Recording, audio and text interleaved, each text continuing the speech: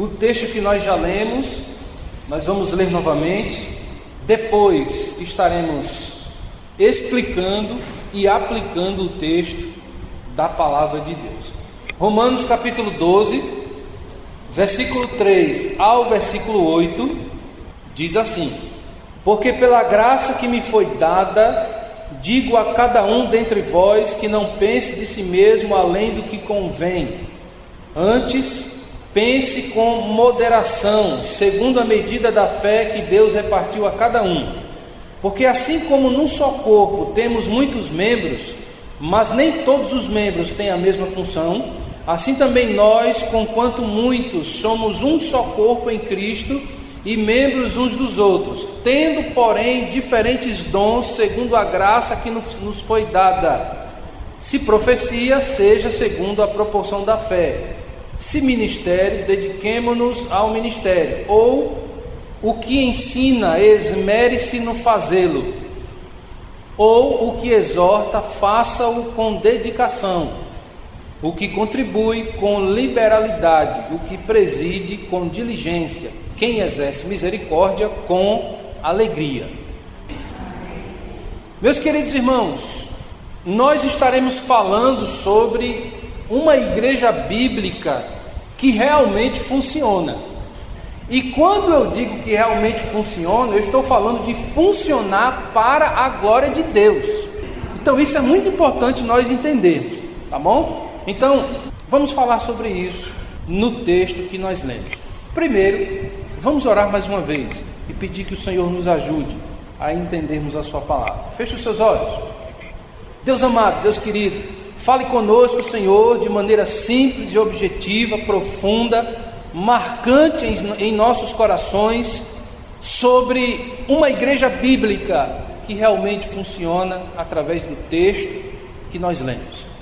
Deus amado, nós te pedimos, Senhor, que a tua voz fale conosco nessa noite através das Escrituras de maneira clara, que nós sejamos abençoados, alimentados, edificados, se necessário, ó Deus, incomodados, corrigidos pela tua lei. Nós te pedimos, ó Deus, que o Senhor nos abençoe através da exposição da tua palavra nessa noite. Nós oramos assim em nome de Jesus, amém. Meus queridos, a carta de Paulo aos Romanos, ela tem um objetivo. Quando você começa a ler Romanos, você vai enxergar nas primeiras linhas de Paulo e ao longo da carta, que a carta aos Romanos, ela tem um objetivo: instruir, exortar, ensinar. Tudo isso é um objetivo só, tá? Instruir sobre a compreensão correta do Evangelho. Porque assim como em Roma, na época em que Paulo escreveu essa carta, hoje também nós temos muitos cristãos que ainda não compreendem corretamente o Evangelho. Por exemplo, há muitas igrejas que se reúnem para realizar um evento apenas para atender a comunidade. Mas pastor, isso não é bom? É, mas a missão da igreja não é atender a comunidade. A missão da igreja, querido irmão, é pregar o Evangelho. Nós temos como uma segunda missão amar o próximo, matar a fome do faminto, vestir aquele que está despido, ajudar aquele que precisa. Mas antes nós temos que pregar o Evangelho. Pregar o Evangelho. E aí sim, atender a comunidade. Então, queridos, a carta de Paulo aos Romanos está tratando justamente disso, localizando o cristão, mostrando para o povo de Deus que a nossa missão é entendermos corretamente o Evangelho, para que nós preguemos a palavra de Deus de maneira certa. Porque de nada adianta nós reunirmos uma equipe e irmos a uma localidade carente e cortarmos o cabelo do povo, e depois o cabelo vai voltar a crescer. De nada adianta nós irmos para aqueles que estão famintos e matar a fome deles hoje, amanhã eles terão fome novamente. De nada adianta nós ajudarmos o necessitado se nós antes não pregarmos o Evangelho. E o propósito, o objetivo da carta de Paulo aos Romanos é ensinar justamente isso. Então, queridos, continuemos sim a matar a fome do faminto, a curar aquele enfermo, ajudando com um remédio, com um tratamento, com um atendimento. Não vamos deixar de fazer isso, mas antes pregando a palavra de Deus. Então esse é o objetivo da carta de Paulo aos Romanos: instruir sobre a compreensão correta do Evangelho.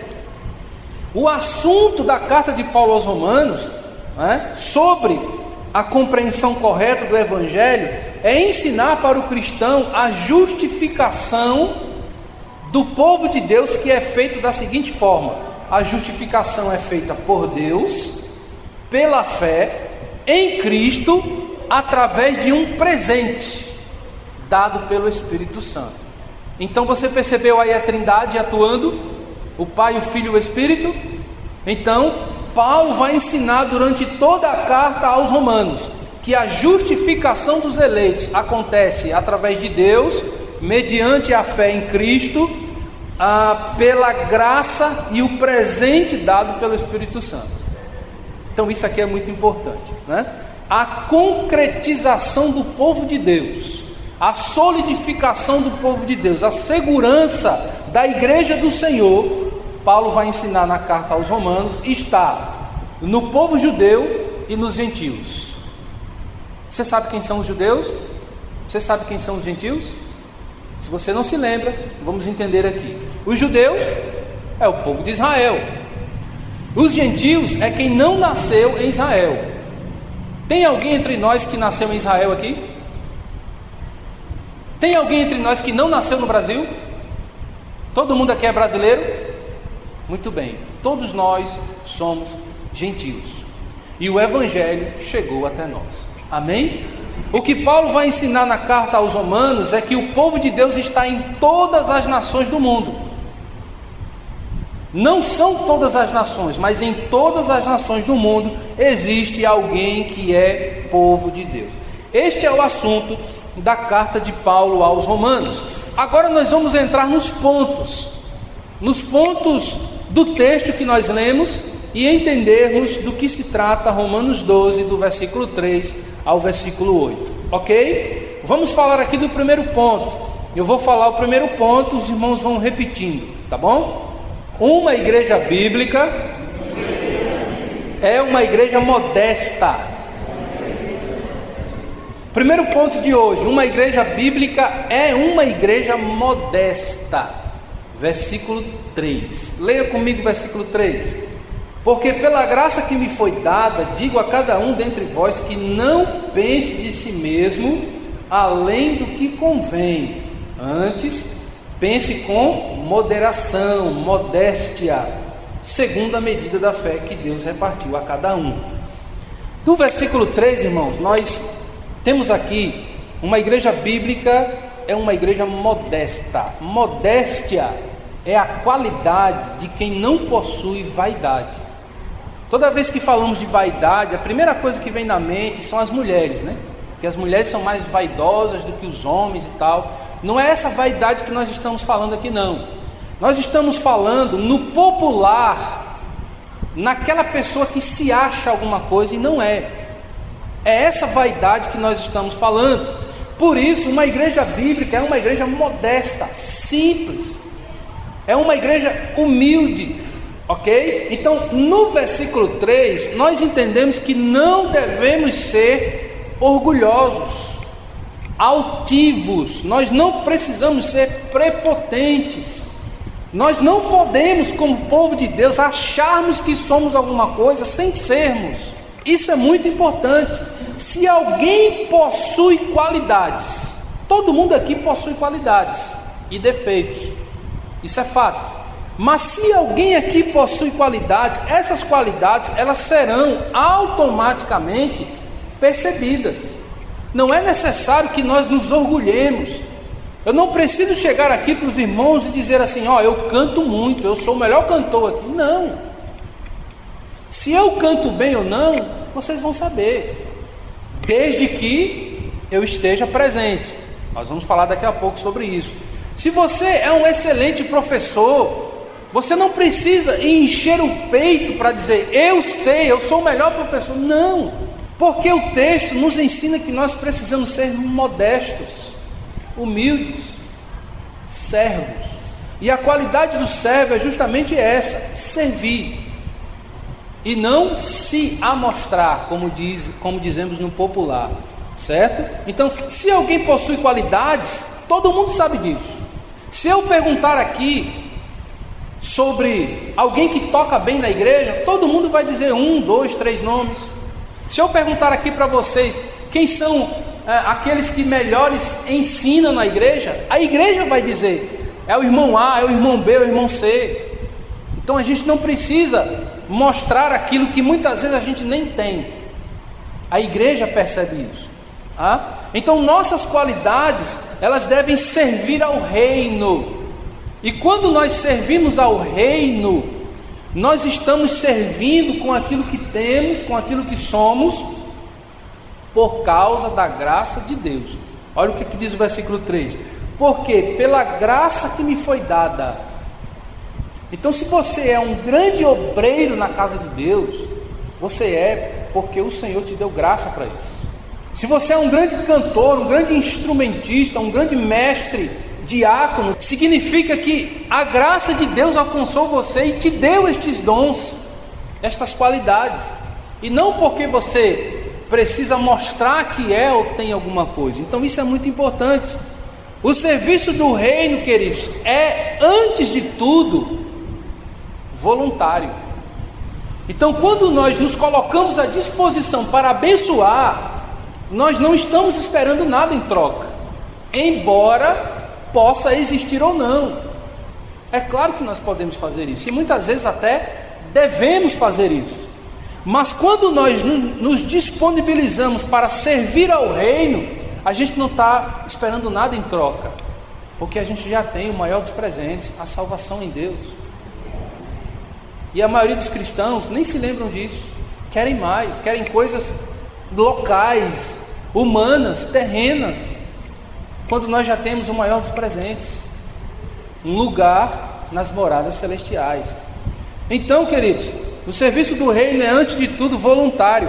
Uma igreja modesta, ela é mais rica do que uma igreja elitista. Você já ouviu falar desse termo? Se não, nós vamos aprender juntos aqui. Eu vou repetir: uma igreja modesta, ela é mais rica do que uma igreja elitista.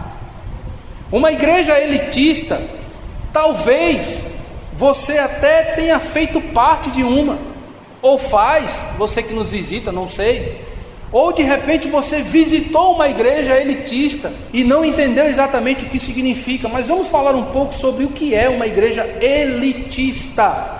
Significa dizer que é uma igreja que favorece a certos membros que a representem.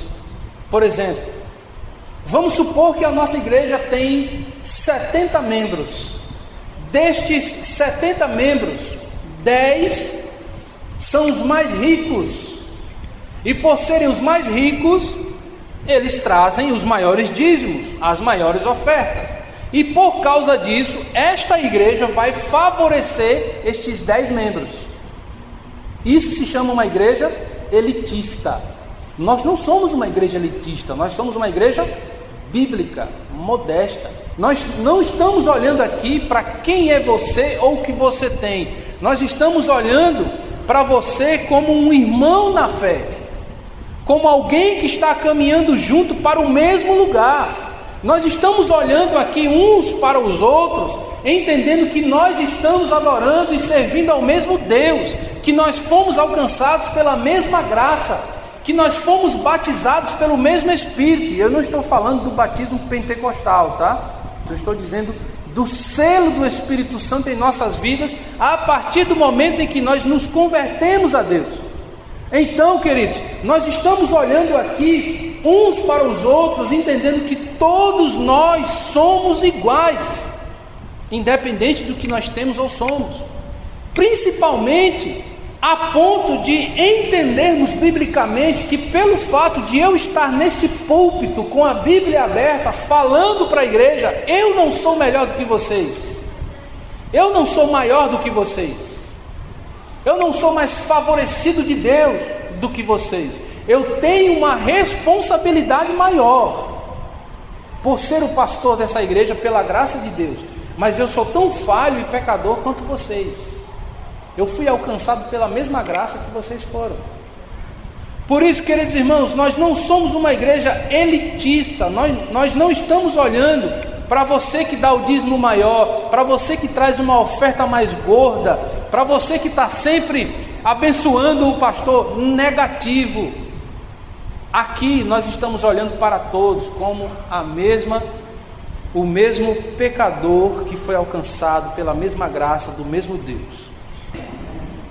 Uma igreja modesta é mais rica do que uma igreja elitista, porque uma igreja elitista, ela vai olhar para a condição financeira da igreja, ela vai olhar para o status da igreja. Então, uma igreja elitista vai destacar quem são os doutores, os pós-doutores, quem são os políticos que fazem parte da igreja. Ela vai olhar para os empresários e vai esquecer aquelas famílias mais humildes, que tem mais dificuldade para colocar o alimento dentro de casa. Não, nós não somos essa igreja. Nós somos uma igreja bíblica, que olhamos para todos como sendo iguais perante o Senhor. Dito isso, queridos irmãos, nós somos uma igreja bíblica e por isso modesta.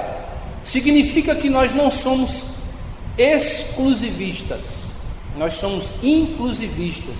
E não estamos falando de uma igreja inclusiva nos moldes que o mundo vem falando aí não, viu? Nós estamos falando que aqui nós recebemos qualquer pessoa, mas pregamos a transformação de vida. Você vem do jeito que você tiver, mas se você não for transformado, você não vai participar do reino de Deus. Dito isso, queridos irmãos, o primeiro ponto que nós falamos, uma igreja bíblica é uma igreja modesta. Versículo de número 3. Uma igreja bíblica é modesta porque serve e ama a todos. Amém? Você que faz parte da PIB Viçosa, você tem algum problema com algum irmão? Se você tiver, resolva. Procure, peça perdão. Resolva essa questão e voltem a viver em comunhão com Deus. Porque nós somos diferentes como indivíduos. Nós pensamos cada um de um jeito, nós falamos cada um de um jeito, mas como povo de Deus nós precisamos pensar a mesma coisa, desejar a mesma coisa, servir ao mesmo Deus e estar no mesmo lugar para ouvir a mesma palavra. Segundo ponto do texto que nós lemos hoje, versículos 4 e 5. Eu vou falar o segundo ponto, vocês repetem, tá certo? Segundo ponto, uma igreja bíblica reflete o corpo de Cristo. Uma igreja bíblica reflete o corpo de Cristo. Esse é o segundo ponto que nós vamos falar nessa noite. Versículos 4 e 5. Leia comigo, por favor, 4 e 5. Porque assim como num só corpo temos muitos membros, mas nem todos os membros têm a mesma função, assim também nós, conquanto muitos, somos um só corpo em Cristo e membros uns dos outros. Estes versículos 4 e 5 está falando de uma igreja bíblica que reflete o corpo de Cristo. O apóstolo Paulo, nas suas cartas, costumava, como nós acabamos de ler aqui, por exemplo, ele costumava simbolizar o reino de Deus como um corpo humano. Só que esse corpo que ele fala, que ele traz como uma alegoria ao reino de Deus, ele está falando de um corpo sadio, um corpo perfeito. Ou seja, ele está dizendo o seguinte, vamos entrar aqui no raciocínio de Paulo, quando ele fala do corpo de Cristo. Ele está dizendo que o reino de Deus é simbolizado por um corpo, e esse corpo ele não tem defeitos. Ou seja, nós não estamos falando aqui de um corpo, por exemplo, de alguém que é paraplégico, de alguém que tem problemas mentais. O que Paulo está dizendo é que o reino de Deus é comparado a um corpo perfeito. Existe corpo perfeito humano? Não, a não ser o corpo de Cristo. Então é isso que Paulo está dizendo aqui. E quando ele começa com esse raciocínio, ele vai dizer o seguinte, a cabeça desse corpo é Cristo. Ele vai dizer isso, por exemplo, em Colossenses 1,18, como ele diz também aqui no texto que lemos, só que de uma maneira mais implícita. Em Colossenses 1,18 ele deixa claro, a cabeça é Cristo. Quando ele quer dizer isso, quando ele diz isso, ele quer dizer o seguinte, que todo o corpo reage apenas pelas ordens cerebrais. Paulo está dizendo o seguinte, nós não entendemos porque a gente não para avaliar isso. Mas toda vez que nós andamos, por exemplo, cada passo que nós damos, nós só conseguimos dar esse passo porque antes o cérebro deu esta ordem. A gente só consegue respirar normalmente porque o cérebro, ele dá a ordem para que o corpo faça esse exercício. Inspira, expira, inspira, expira. A gente não vê porque a gente não para analisar isso, a gente simplesmente vive. Então Paulo está dizendo o seguinte, o corpo só funciona porque a cabeça é o Senhor. Aí Paulo vai continuar dizendo o seguinte, ele vai dizer que todos os outros membros, ele já falou que a cabeça é Cristo, todos os outros membros deste corpo somos nós. Aí nós vamos fazer aqui um exercício simples, vamos fazer um exercício infantil. Quantos olhos existem em um corpo? 2. Quantas orelhas? 2. Quantos narizes? Quantas bocas? Quantas línguas? Quantas pernas tem um corpo? Pastor, já entendi. Ok. Então, nós estamos falando aqui de um corpo perfeito, certo? Agora imagine comigo o seguinte. Imagine um corpo onde nós temos uma mão e na mão 5 dedos. Nós estamos falando de um corpo sadio, certo?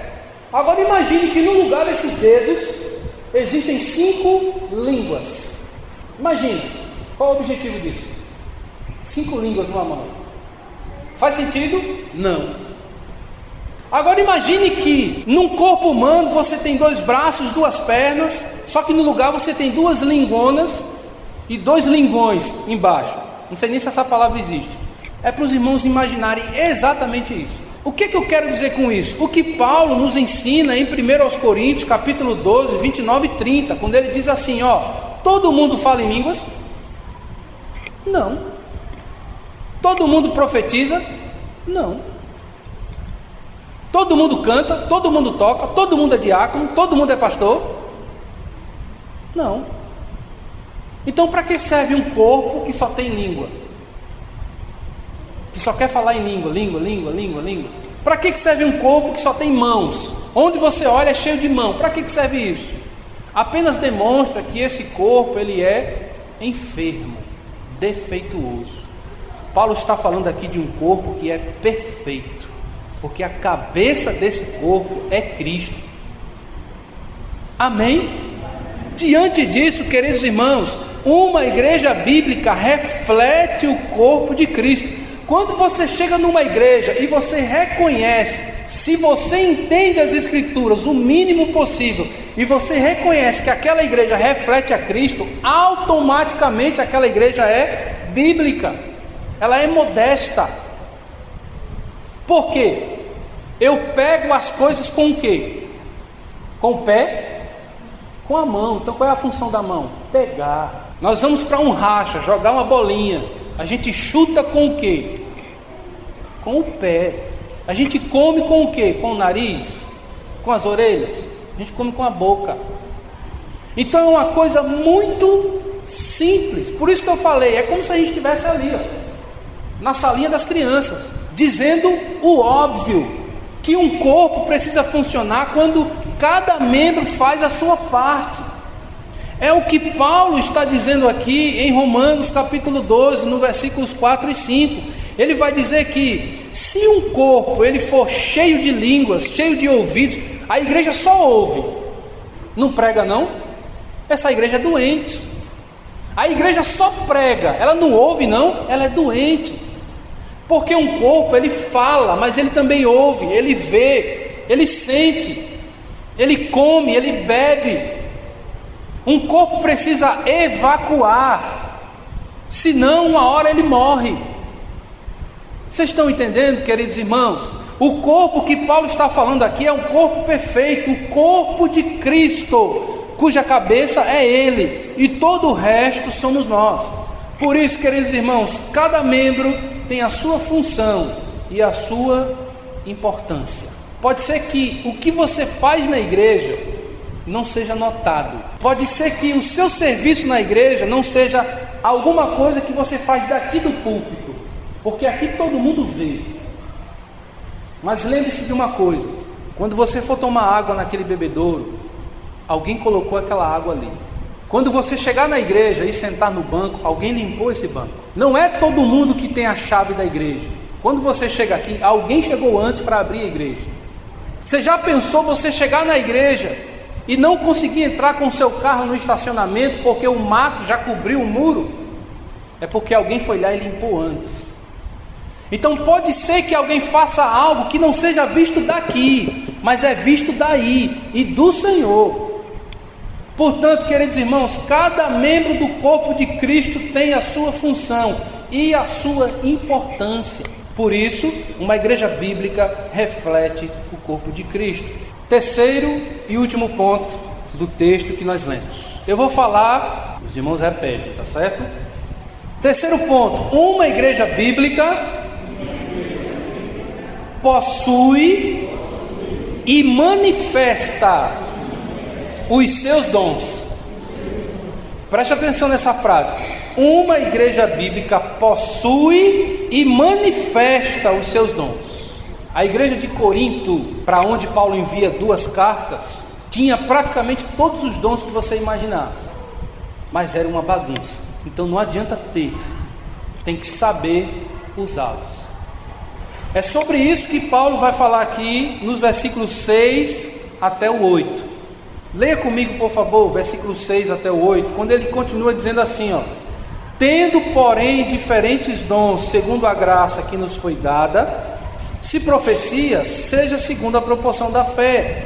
Se ministério, dediquemo-nos ao ministério. Ou o que ensina, esmere-se no fazê-lo. Ou o que exorta, faça-o com dedicação. O que contribui com liberalidade, o que preside com diligência. Quem exerce misericórdia, que faça com alegria. Queridos, os versículos 6 a 8 está falando de uma igreja bíblica que possui e manifesta os seus dons. E lá no primeiro ponto nós falamos que se alguém possui qualidades, essas qualidades serão automaticamente percebidas. Lembra que a gente falou isso? Agora nós vamos entender como essas qualidades precisam ser percebidas, tá? Uma igreja bíblica que possui e manifesta os seus dons, nós entendemos da seguinte forma, preste bem atenção: ninguém manifesta o que não tem. Eu vou repetir: ninguém manifesta o que não tem. Como é que você vai manifestar alguma coisa que você não tem?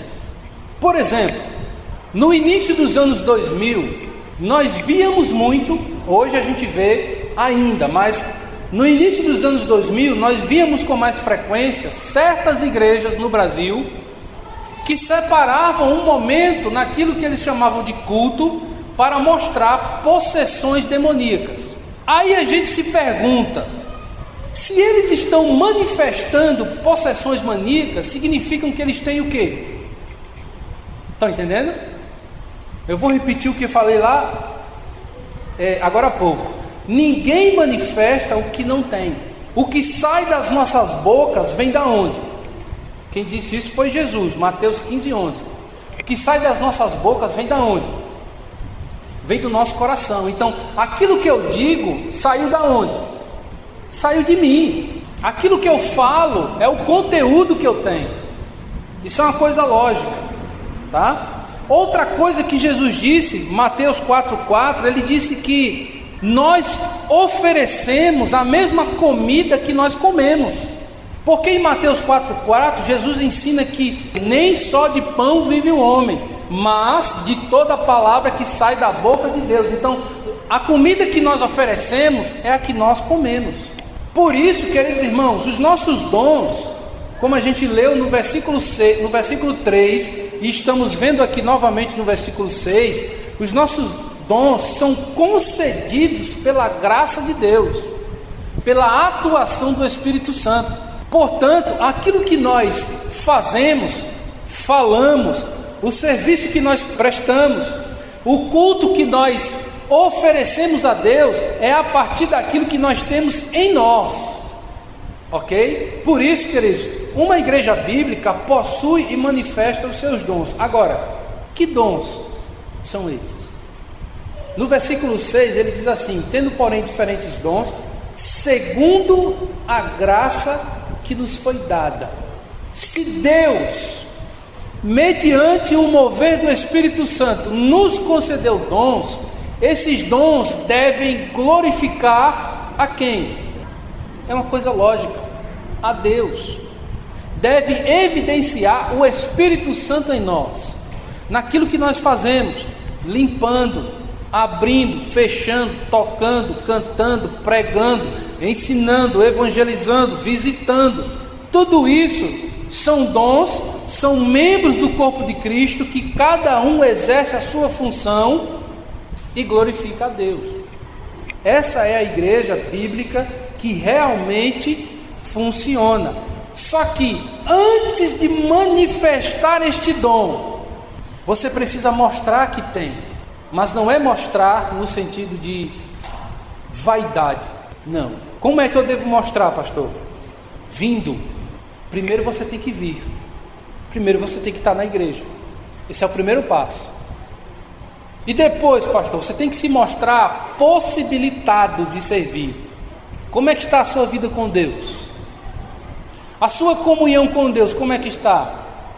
Primeiro com Deus. E a sua comunhão com a igreja, como é que está? Porque você pode estar na igreja, mas não em comunhão com Deus. E aí você não pode servir, mas você pode ser servido, para que a igreja ajude você a voltar à comunhão com Deus, e com isso glorificar ao Senhor.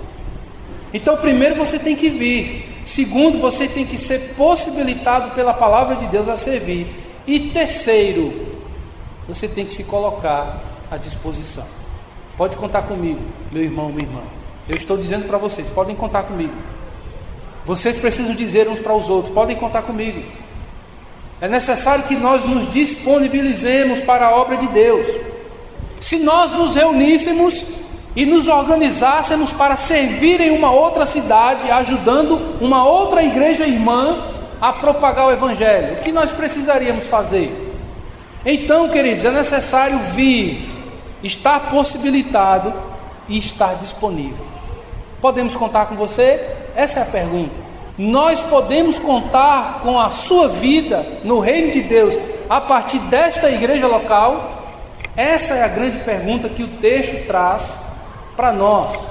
Para finalizarmos, queridos irmãos, no versículo 6 a 8, quando ele vai falar dos dons específicos aqui da igreja em Roma, nós entendemos o seguinte: é necessário manter a nossa credibilidade.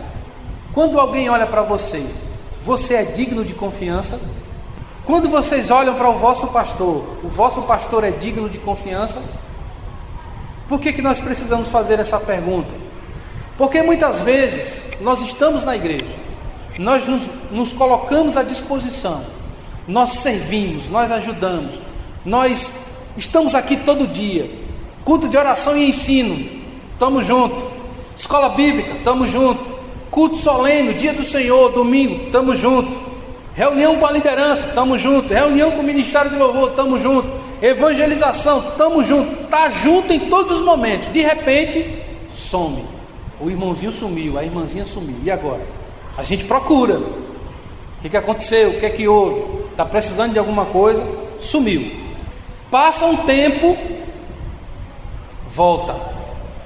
Pode contar comigo, estamos juntos, culto de oração e ensino, estamos juntos. Chega uma hora que a igreja não acredita mais. Chamamos isso de credibilidade. Nós podemos confiar uns nos outros. Nós podemos confiar que você vai estar junto quando precisarmos. Por isso, queridos irmãos, uma igreja bíblica que realmente funciona, ela só funciona porque ela é bíblica. A gente explica para chegar no mesmo lugar, porque é óbvio, é simples, é claro e é objetivo. Amém? Feche os seus olhos, curva a sua cabeça, por favor. Amado Deus, nós queremos, Senhor, te agradecer pela tua bondade, pelo teu cuidado, pela tua presença nas nossas vidas, ó Deus, porque o Senhor tem sido bom, tem se mantido bom para conosco, ó Deus, mesmo que nós falhamos o tempo todo, mas o Senhor tem sido bom, tem nos ajudado e tem nos abençoado. Queremos te agradecer, ó Deus, por tudo que o Senhor permitiu que fizéssemos nessa noite. Nós pregamos a tua palavra, nós glorificamos o teu nome e edificamos muitas pessoas. Por isso, ó Deus, gratos somos, porque o Senhor nos abençoou. E pedimos, ó Deus, continue conosco, nos ajudando a sermos uma igreja bíblica, uma igreja que jamais será vencida, uma igreja que jamais será perdida, uma igreja, ó Deus, que continuará sendo acompanhada por Ti. Graças te damos por tudo, Senhor, pela Tua palavra que chegou a nós nessa noite. Em nome de Jesus, amém. Graças a Deus.